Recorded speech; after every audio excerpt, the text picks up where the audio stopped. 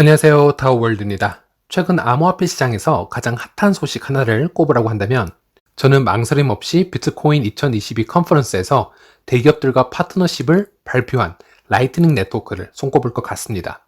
비트코인 지갑 업체이죠. 스트라이크 CEO인 잭 멀러스는 라이트닝 네트워크가 가지고 있는 혁신 기술을 대중에게 다시 한번 소개하는 한편 라이트닝 네트워크가 쇼피파이나 세계 최대 포스기 공급업체인 NCR과 제휴 소식을 알리면서 앞으로 미국 전역에 비트코인 결제가 시작될 수 있음을 알렸습니다. 네, 여기서 잠시 라이트닝 네트워크를 제가 쉽게 설명을 해드리자면 비트코인이라 불리는 레이어 1 블록체인이 존재하고요. 이 비트코인은 확장성이 상당히 떨어지는 블록체인이라 할 수 있겠습니다. 블록 하나당 생성 시간이 약 10분 정도나 걸리고요. 수수료 또한 저렴하지가 않기 때문에 실제 P2P 결제 시스템이 적합하지 않다라는 평을 받고 있습니다. 이 확장성 문제를 해결해 주는 것이 이 레이어 2 라이트닝 네트워크라 할 수 있으며 초당 트랜잭션 수, 즉 TPS가 약 10만 건까지 올라갈 수 있다고 합니다. 이는 최대 2만 TPS의 비자나 5만 TPS의 솔라나보다 빠른 것으로 얘기가 되고 있습니다. 이 놀라운 기술력이 나올 수 있었던 이유로는 라이트닝 네트워크에서 이루어지는 이 모든 결제는 비트코인 온체인에서 일일이 기록이 되지 않는 시스템이고요. 라이트닝 네트워크에서 간편하게 거래 처리들을 오프체인에 다 기록을 해 두었다가 한 번에 비트코인 레이어 1에 올리는 방식을 가지고 있기 때문에 비트코인의 느린 속도의 영향을 많이 받지 않게 되는 원리가 되겠습니다. 한마디로 지속적으로 거래들을 따로 계산을 다 해두었다가 한 번에 비트코인 블록체인을 통해 결과값만 계산해 둔다. 이런 뜻으로 받아들이면 되겠고요. 이번 라이트닝 네트워크와 대기업들 간의 파트너십으로 미국 메이저 언론사는 라이트닝 네트워크의 편리성을 대중에게 알려주고 있고요. 이 네트워크가 얼마나 빠르게 전송이 가능한지, 또 기존 상업은행을 통한 수수료보다 얼마나 더 저렴한지 이런 장점들을 지속적으로 부각시켜주고 있는 상태입니다. 이로 인해 대중들 또한 암호화폐가 가지고 있던 그 부정적이었던 이미지를 조금씩 탈피할 수 있는 계기가 아닐까 저도 한번 생각을 해보았는데요. 저도 개인적으로 제 포트폴리오에 비트코인을 항상 일정 퍼센테지 이상 보유하려고 노력하는 투자자로서 이 이슈들을 기쁜 마음으로 바라보고 있지만 또 한편으로는 이런 현상들이 참 아이러니한 부분이 아닌가 이렇게 느끼고 있습니다. 약 13년 전으로 돌아가서 비트코인의 백서를 다시 한번 읽어보도록 하겠습니다. 비트코인의 창시자인 사토시 나카모토는 백서의 첫 문장을 완전한 형태로 구현된 P2P 전자화폐는 금융기관을 거치지 않는 당사자 간의 온라인 결제를 처리할 수 있다. 그는 긴 백서의 첫 문장을 이렇게 시작을 했습니다. 하지만 비트코인은 그의 예측과는 달리 낮은 확장성과 높은 수수료 문제로 인해서 자유로운 P2P 결제 문화를 만들어 나갈 수 없을 것이다. 이런 비판을 받아야만 했었고요. 대신 가치 저장의 수단의 대표주자로서 오랜 시간을 버텨왔습니다. 이런 비트코인의 P2P 결제 능력이 시장에서 합리적으로 받아들여지기까지는 무려 10년이 넘는 시간이 소요가 되었고요. 이것 또한 비트코인 자체의 기술이라기보다는 타 네트워크의 확장성을 이용한 방법이라는 것이 참 재밌는데요. 비트코인 외에도 수많은 타 네트워크들이 백서를 발표하고요. 나름의 P2P 결제 시스템을 얘기는 하고 있지만 실제 사회에 이슈를 만들어낼 정도의 규모와 커뮤니티를 지속적으로 발전시킬 수 있는 실행력을 가지고 있는지에는 아마 모두 다 회의적인 생각을 가지고 있을 겁니다. 2022년 우리는 네트워크 안에서 웹 3.0과 NFT, 메타버스, 다오 앱을 얘기를 하고 있고요. 또 트리플 A 게임 클래스와 블록체인의 제휴 등을 얘기를 하면서 블록체인의 TPS가 몇천 건 또는 몇만 이상이다 이런 얘기를 나누고 있지만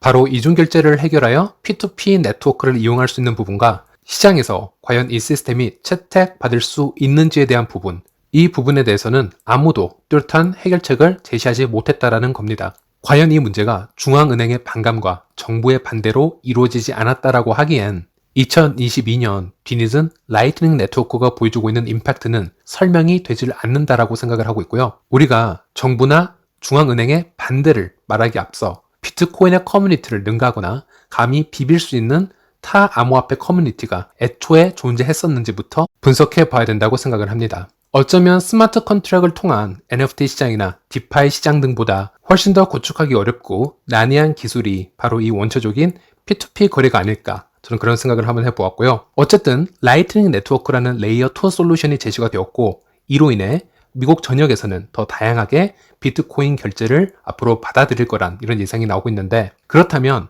앞으로 이 라이트닝 네트워크가 가지고 있는 문제점은 없을지 한번 살펴보도록 하겠습니다. 첫 번째로는 이 네트워크의 보안성이 증명이 되지 않았다는 점입니다. 앞으로 미국 전역에서 이 네트워크가 사용될 경우 레이어 2에서 발생되는 거래의 완결성에 대해서 좀 더 지켜봐야 한다는 의견이 나오고 있고요. 그리고 트랜잭션 능력이 제한적일 거라는 얘기가 있습니다. 여러분의 라이트닝 네트워크 채널에 한도 BTC 양을 입금시켜야 되고요. 그 이상의 거래는 허용이 되지 않을 겁니다. 그 말은 여러분이 이 채널 한도 자금을 모두 사용을 하시게 되면 채널이 자동으로 닫히게 된다는 그런 문제점이 발생하고요. 또는 누군가 이를 여러분의 채널에 지불할 때까지 기다릴 수는 있겠지만 그 방법이 이상적이지는 않다 이렇게 얘기를 하고 있습니다. 즉 채널 개설 시 담보금으로 높은 BTC를 사용할수록 사용 한도는 더 늘어날 것이다 이런 얘기인데요.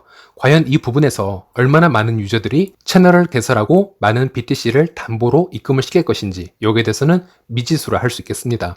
또 하나로는 이 네트워크가 대규모 중앙화된 허브를 생성할 것이다 이런 우려가 존재하고 있습니다. 짧은 영상이라 길게 표현을 못 드리고 있지만 라이트닝 네트워크는 채널과 채널들이 서로 이어져서 비트코인이 이동하는 방식을 가지고 있는데요. 예를 들어 A 채널과 B 채널이 서로 연결이 되어 있고 B 채널과 C 채널이 서로 연결이 되어 있다면 B 채널을 통해서 A와 C 채널이 서로 비트코인을 주고받을 수 있다라는 그런 구조가 되겠습니다. 결국 이렇게 조직들을 퍼뜨려서 만들다 보면 이 연결고리의 중앙에는 어쩔 수 없는 중앙화가 생길 수밖에 없다 이렇게 예상을 하고 있는 것이고요. 이 중 가장 중요하게 이어져 있는 채널들이 만약 오프라인 상태가 된다면 이는 시스템 전체를 약화시킬 수 있는 그런 우려가 존재를 하고 또한 트랜잭션이 흘러갈 수 있는 지점이 몇 되지 않기 때문에 검열의 위험성도 증가할 수 있다 이렇게 예측을 하고 있습니다. 네, 여기까지가 라이트닝 네트워크 관련 업데이트 뉴스인데요.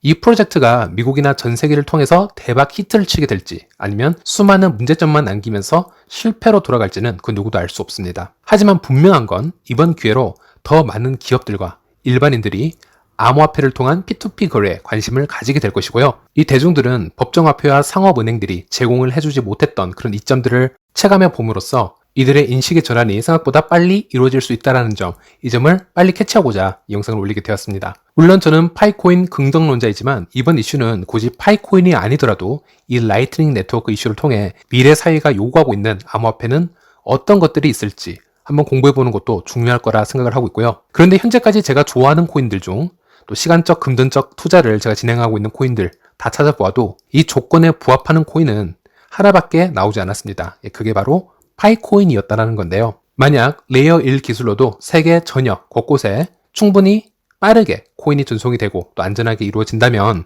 그리고 직관적인 플랫폼을 가지고 있기 때문에 연령에 상관없이 코인 전송을 쉽게 할 수 있다면 그리고 이미 200개 이상 국가에서 3천만 명 이상의 유저가 이 네트워크를 통해서 안달나 있는 상태라면 그 외에 스마트 컨트롤 기술도 갖춰져 있어서 수많은 디앱과 파생 상품들을 만들어낼 수 있는 기술력이라면 충분하지 않을까 이런 생각을 해본 겁니다. 그래서 파이코인 또한 2022년부터 시작되는 P2P 결제 붐에 탑승하지 않을까 조심히 한번 생각을 해보았고요.